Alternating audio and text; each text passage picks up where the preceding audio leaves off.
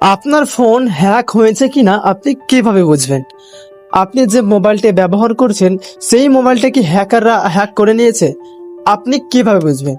যদি আপনার ফোন হঠাৎ স্লো হয়ে যায় তাহলে বুঝবেন যে আপনার ফোনটা হ্যাক হয়েছে। হঠাৎ স্লো বা লক্ষণ 2, এই 5টা আপনাকে লক্ষণ বলবো। যে 5টা লক্ষণ যদি 5টাই আপনার লক্ষণটা যদি আপনার ফোনে থাকে তাহলে আপনাকে বুঝতে হবে যে আপনার ফোনটা হ্যাক হয়ে গেছে। হঠাৎ স্লো ফোন হয়ে গেলে আপনি বুঝবেন যে আপনার ফোনটি একটু নিরাপদ হয়েছে। আর হঠাৎ ফোন স্লো হওয়ার পরেও দেখবেন অজানা অ্যাপ নিজে নিজে ইনস্টল হয়ে যাচ্ছে।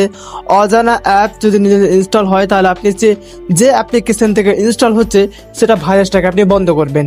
ডাটা দ্রুত শেষ হয়ে যাচ্ছে।